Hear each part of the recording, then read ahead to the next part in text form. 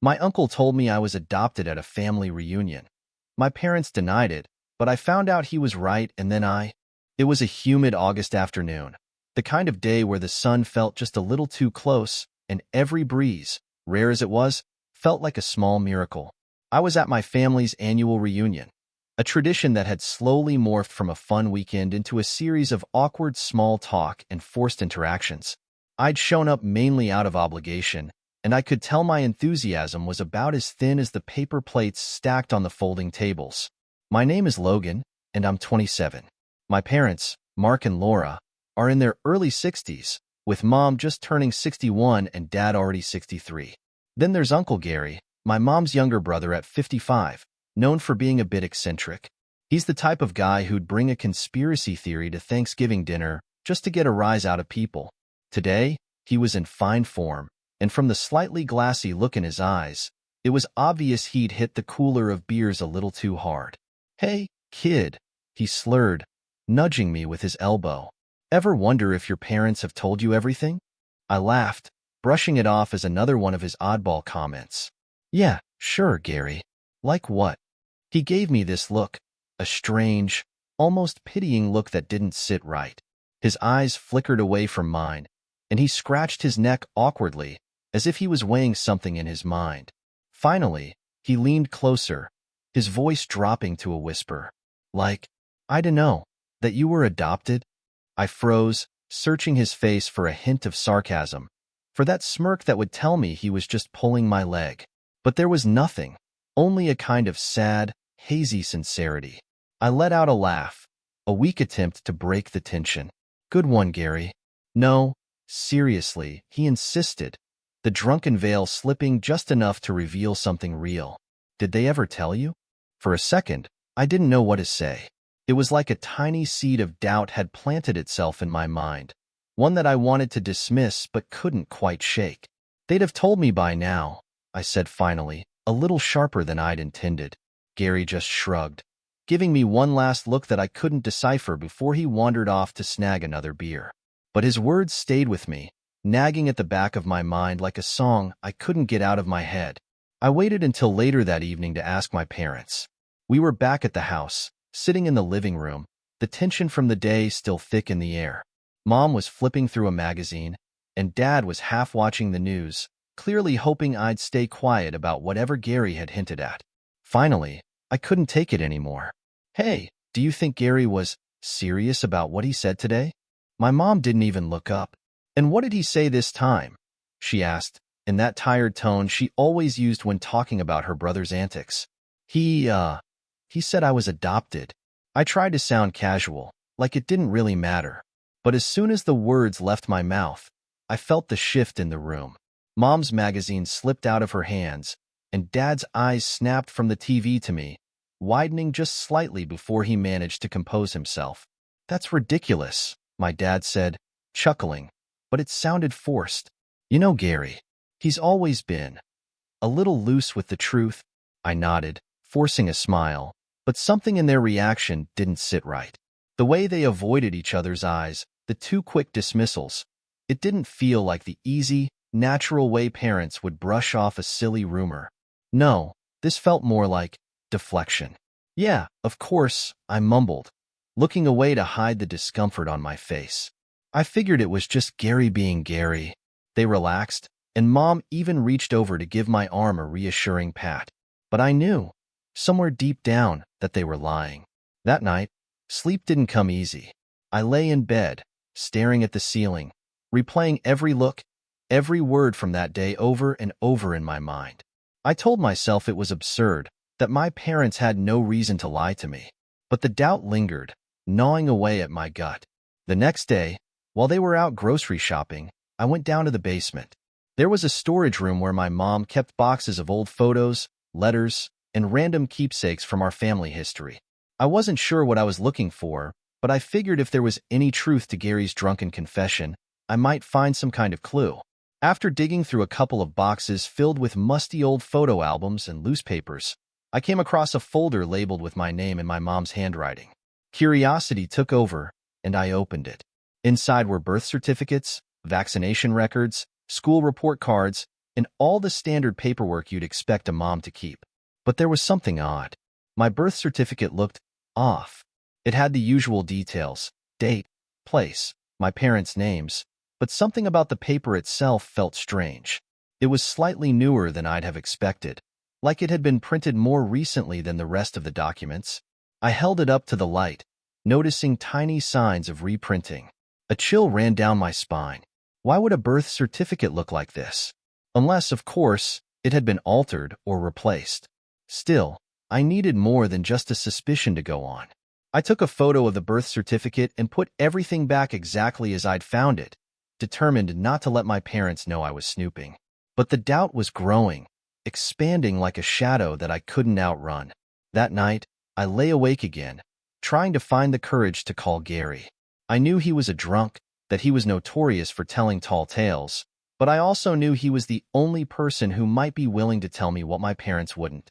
When I finally did dial his number, it was past midnight. The phone rang twice before he answered, his voice groggy and hoarse. "Logan?" he asked, and I could tell he hadn't expected to hear from me. "Gary," I whispered, trying not to wake anyone up. "I need to know, were you serious about what you said? About me being adopted?" For a moment, there was silence on the other end, and I wondered if he was going to hang up. Then he sighed. "Look, kid, maybe you ought to talk to your folks." "I did," I said, my voice shaking. They denied it." He paused again, and I could almost hear the gears turning in his mind, weighing whether or not he should tell me. "It's complicated," he finally said. "But yeah, you're not theirs. Not by blood, anyway." The words hit me like a punch to the gut, leaving me breathless. My mind spun, every memory, every moment of my childhood suddenly cast in a new, twisted light. I couldn't believe it, didn't want to believe it. But Gary's tone left no room for doubt. I was adopted, and my parents had lied to me my entire life. The days after Gary's confession felt surreal. Every time I looked at my parents, my stomach tightened, like I was staring at strangers. They were still the same people who raised me, who tucked me in at night, who sat through hours of my little league games, who were there for every scrape and heartbreak. But now, all of it felt like it was draped in a kind of deception I couldn't ignore. I knew I wouldn't get any more answers from my parents. They'd shut me down hard enough to make that clear. So, I decided to go looking for the truth on my own. I took a few days off work, feigning a sudden flu to my boss, and dedicated myself to finding any scrap of information that could help me piece together the life I didn't know I had. First, I scoured every corner of the house. My search brought me back to the storage room in the basement, that musty place filled with dusty boxes and random memorabilia. There, I spent hours going through each box in meticulous detail. Most of it was just old family photos, yearbooks, and holiday decorations, but I couldn't shake the feeling that something important was hidden among the clutter. After a while, I found a faded, cracked leather-bound album wedged between two other boxes. It wasn't labeled, and when I opened it, I noticed that the pages were blank, except for a single photograph tucked inside the front cover. It was a picture of my mom, maybe in her mid-30s, holding a baby wrapped in a yellow blanket. There was something strange about her expression in the photo. Her smile looked strained, like she was trying too hard. And in the corner of the picture, I could make out the faint outline of a man I didn't recognize, his face partially obscured. I flipped the photo over, hoping for a date or a name, but there was only a single line written in my mom's handwriting. "A new beginning." My chest tightened as I studied the photo, replaying every moment of the family reunion, Gary's words echoing in my mind. It was an eerie sensation, like I was looking at a story I didn't belong to. I slipped the photo back into the album and replaced it exactly where I'd found it. I didn't want my parents to notice I'd been snooping. That evening, I decided to take things a step further. If I couldn't trust my parents to tell me the truth, maybe I could get some answers elsewhere. I remembered the birth certificate from the folder. The print date on it was more recent than it should have been, which gave me an idea. Maybe there was an original version filed somewhere. If I could find the hospital where I was born, I might be able to get some records. But that was easier said than done. For years, my parents had told me I was born at a local hospital just a few miles away, so I started there. I drove to the hospital, rehearsing in my head how I'd explain my unusual request. When I got to the records office, I told them I'd recently lost my original birth certificate and wanted a reprint, casually mentioning my supposed birth date and the names of my parents. The woman at the counter typed in the information, her fingers clacking against the keyboard, and then she frowned. "Are you sure this is the right hospital?" she asked, peering at me over her glasses. My stomach dropped. Yeah, that's what I was told." She gave me a sympathetic look. "I'm not finding any record of a birth here on that date with those names." She paused, as if she didn't want to make me uncomfortable. It could be an error. Sometimes these things happen with older records, or they might be listed under a different hospital if you were transferred. I thanked her, my heart pounding, and left. It felt like I was walking in a fog as I headed back to my car, every step weighed down by the possibility that the story I'd grown up with was falling apart, piece by piece. Later that night, after hours of staring at my ceiling in frustration, I decided I needed help. I called my best friend, Olivia. We'd been close since middle school, and she knew me better than anyone. If anyone would have my back through this, it was her. When I told her what was going on, there was a long silence. "Wow, Logan," she finally said, her voice tinged with shock. I know your parents are private, but are you sure? This is huge." "Believe me, I wish I wasn't sure," I sighed, pressing my palm to my forehead. "But Gary," he looked serious, "and the hospital didn't have any record of my birth." "Olivia, what if they really lied to me?" She was quiet for a moment. "Okay, look, maybe there's another way to get some answers. Have you thought about, taking a DNA test?" The thought hadn't even crossed my mind, but the more I thought about it, the more sense it made. "Do you really think it would help?" I asked, feeling a flicker of hope. "Well, a DNA test could at least tell you if you're biologically related to your parents," she said. "It's not a perfect solution, but it might give you some clarity." The next morning, I bought a DNA testing kit and mailed it off, my hands shaking as I sealed the envelope. The following weeks were a blur of anxiety. I felt like I was living two lives. One in front of my parents, where I was the same old Logan who came home for Sunday dinners, and another when I was alone, grappling with a reality that felt like it could shatter everything I knew. 3 weeks later, the results came in. I got the email notification while I was at work, and my hands trembled as I clicked on it. The report opened with a simple statement. "The individuals identified as your parents do not share a biological relationship with you." I felt a sick, hollow ache in my chest as I read the words over and over. There it was, in black and white. I wasn't their biological child. They weren't my parents by blood. Everything Gary had said, every weird, unexplainable feeling I'd had over the past few weeks, was suddenly, horribly real. After work, I drove home, my mind racing with a dozen different thoughts. I knew I had to confront my parents, but part of me was terrified of what they'd say, or worse, of what they wouldn't. When I got home, my mom was in the kitchen, stirring a pot of soup, and my dad was sitting at the table, reading the paper. They looked up when I came in, and I could tell they sensed something was wrong.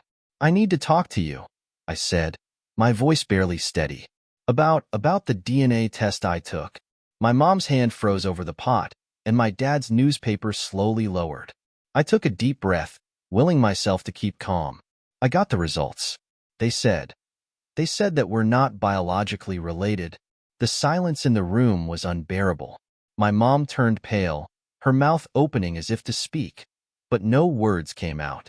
My dad cleared his throat, avoiding my gaze, and when he finally looked up, there was a resignation in his eyes that I hadn't seen before. "It's true," he said quietly. You're adopted." My mom closed her eyes, as if the admission was painful. "We wanted to tell you, but it never seemed like the right time.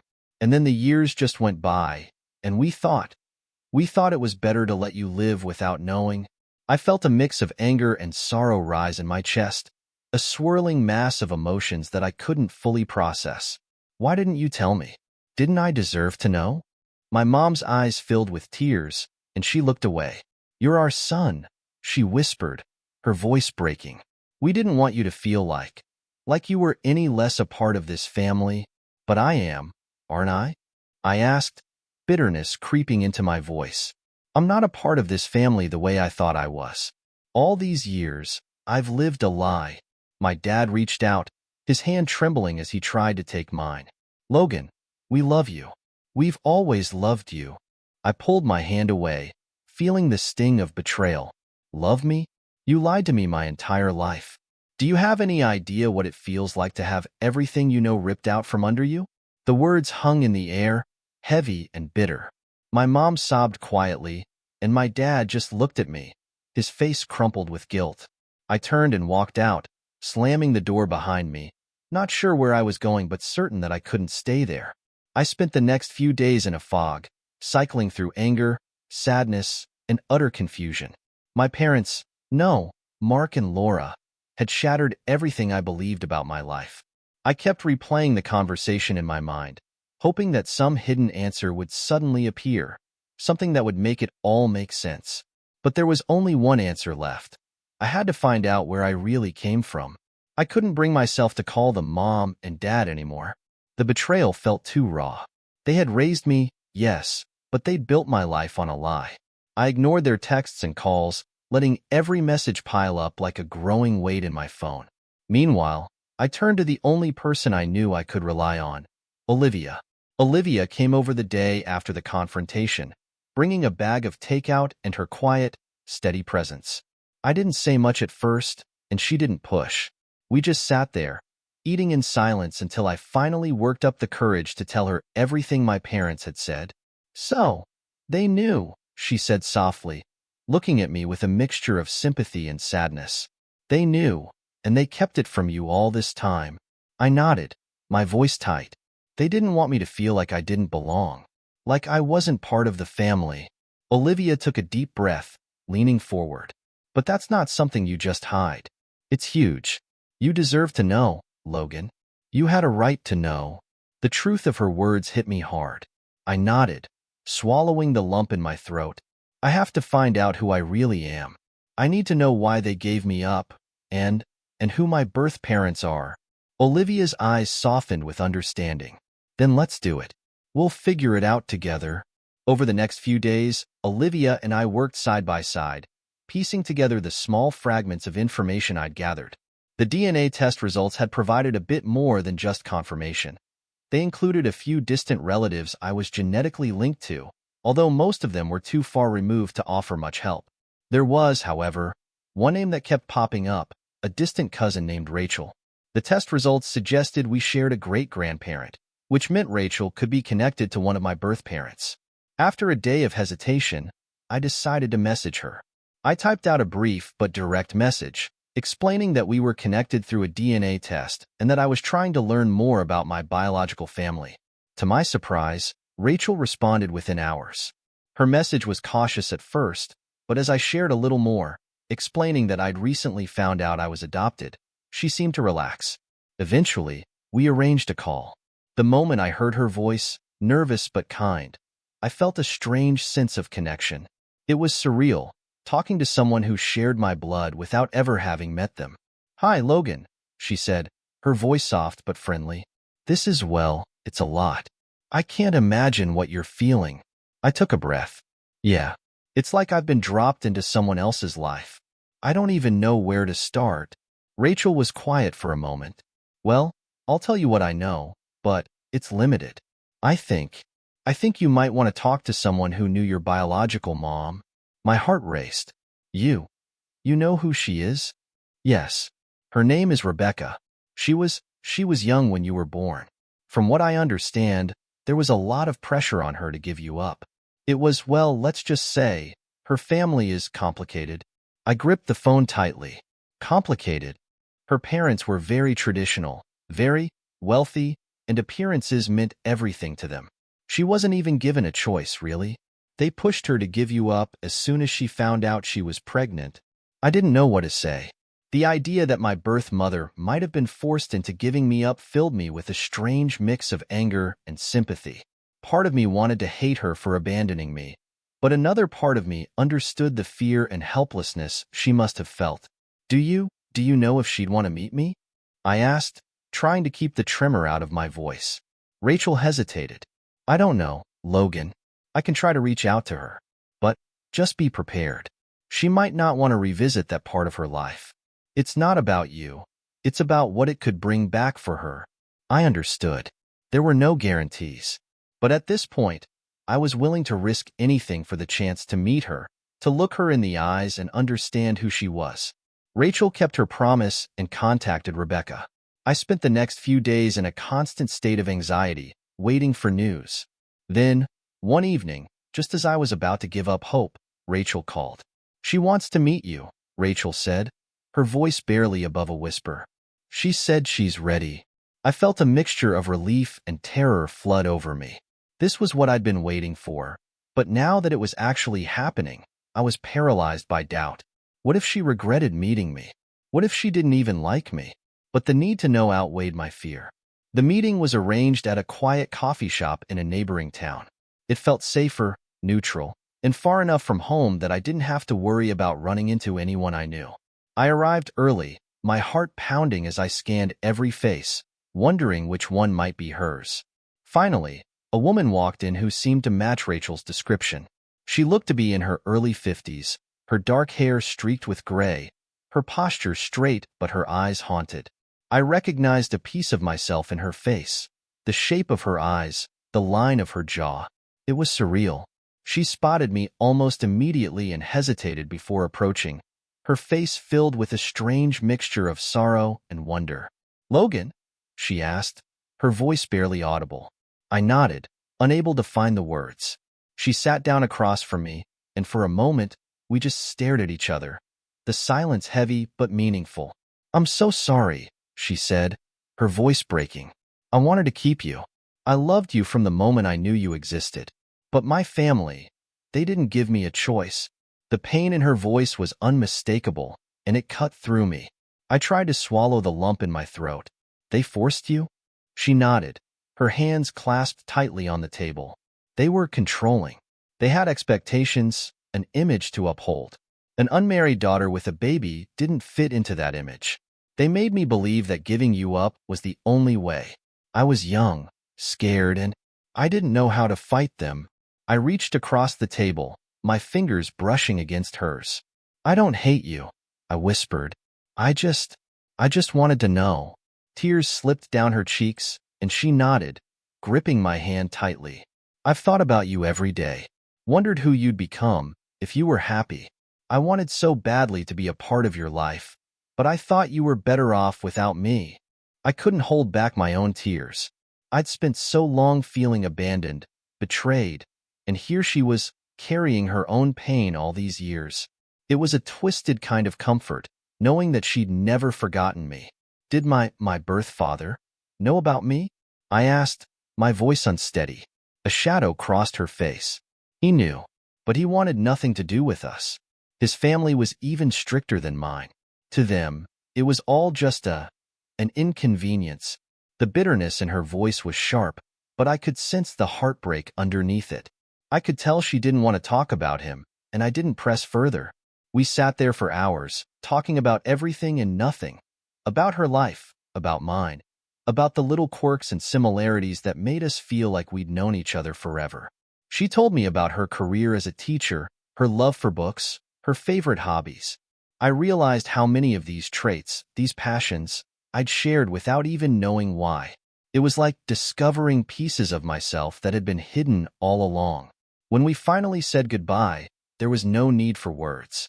She hugged me tightly, as though trying to make up for a lifetime of missed embraces, and I held her back, grateful for this fragile new connection.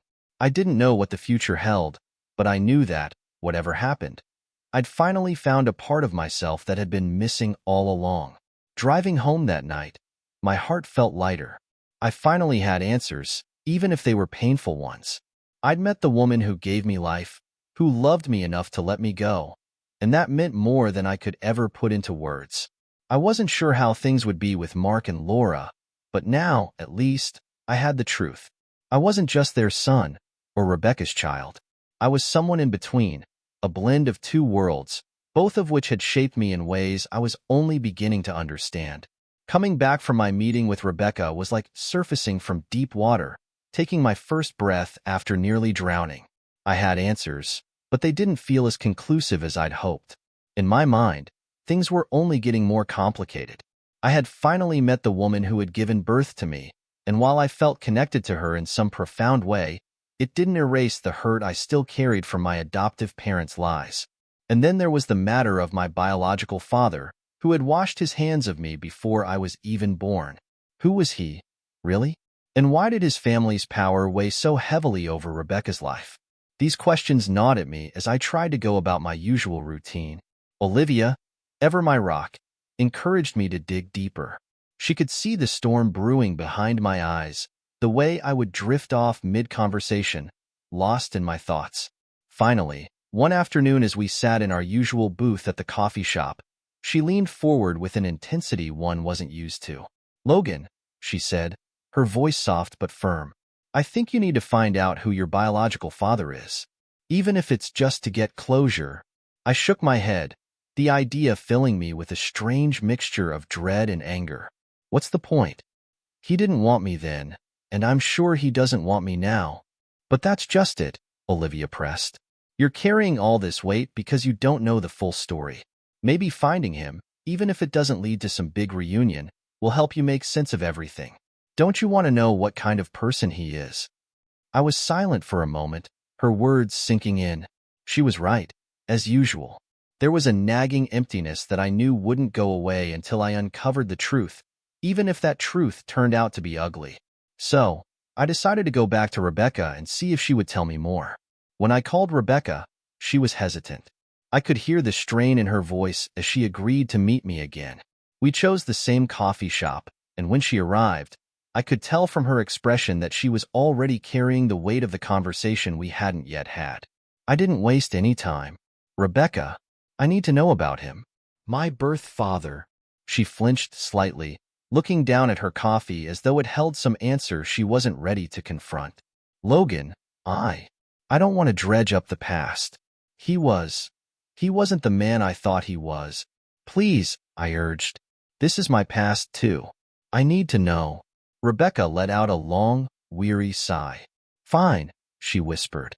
"But you won't like what you hear." I nodded, bracing myself. "Your father's name was Jonathan Cole," she said, her voice low. "We met in college. He came from one of those old money families, the type that didn't just care about wealth, they cared about power and status above all else. His family was, well, let's just say they had a very clear picture of what Jonathan's life should look like, and it didn't include an unplanned child." I swallowed, feeling a bitter edge creep into my voice. "So, he abandoned you. And me." Rebecca nodded, her eyes full of regret. "It was more than that, Logan.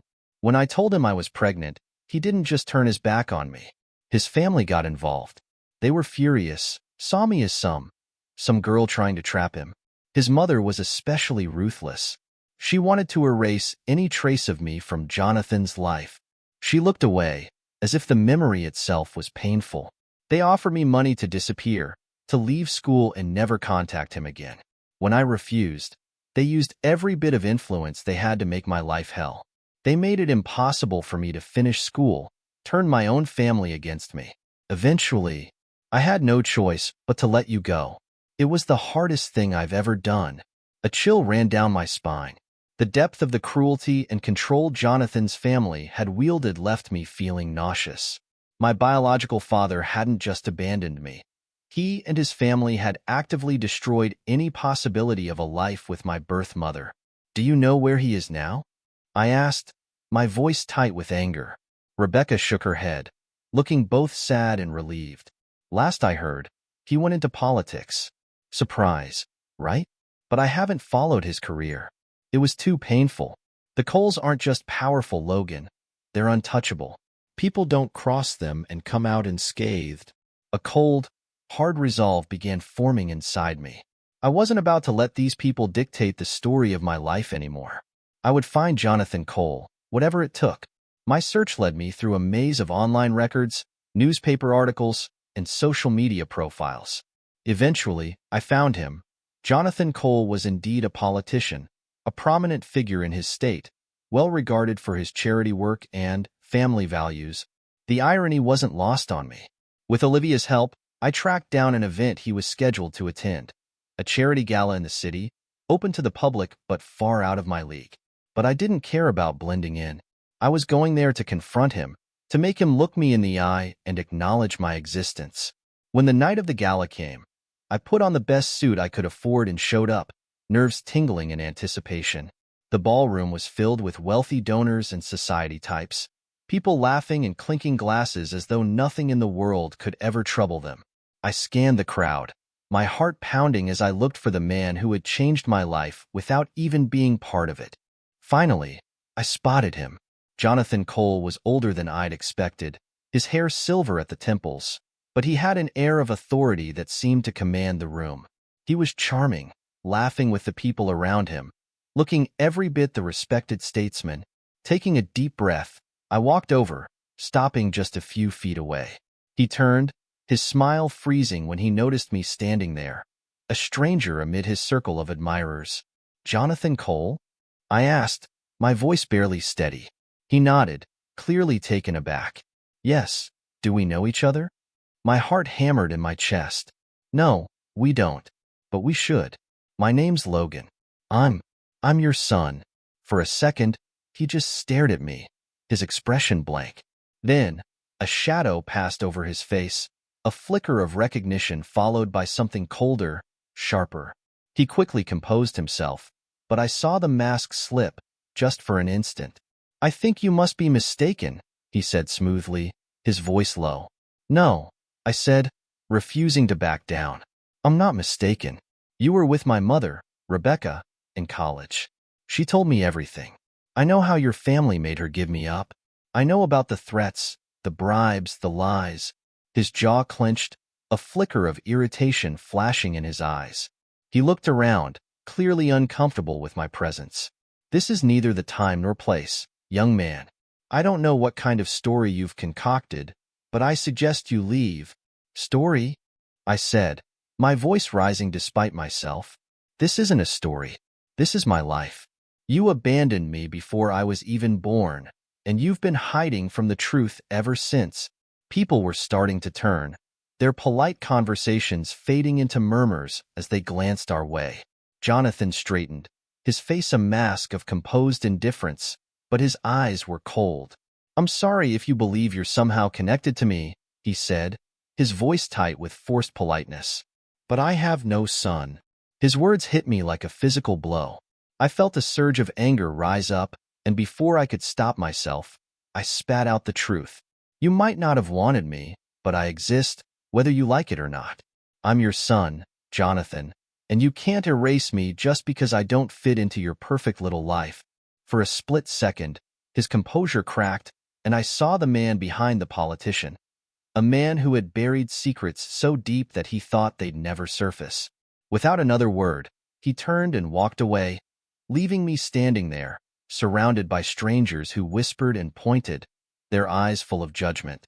I stumbled out of the ballroom, my mind racing. I'd done what I came to do, but it hadn't brought me the closure I'd hoped for. Jonathan Cole might have acknowledged me for a moment, but he'd never truly faced the truth of what he'd done. I didn't answer Olivia's texts, didn't bother telling Rebecca what had happened. I felt hollow, like I'd lost something I never even had. Back in my apartment, I sat alone in the dark, grappling with the realization that I might never get the answers I wanted. Jonathan Cole had denied me, just as he denied my mother and our past. But I wasn't going to let him define my life. The man who had rejected me wasn't my family. My true family was still waiting for me, back home. Whatever the past held, I knew one thing for sure. Mark and Laura, despite their lies, had chosen me. They'd loved me, raised me, and made me the man I was. Maybe I wasn't ready to forgive them yet, but I was ready to go back and start trying. Sitting alone in my apartment after confronting Jonathan, I felt a strange calm settle over me. The truth was out, and there was no going back, but I finally understood something fundamental. I was free to define my life beyond the tangled mess of my origins. My adoptive parents may have lied, but they'd also chosen me and given me a life filled with love and memories. Jonathan? He was nothing more than a stranger who'd cast a long shadow over my past.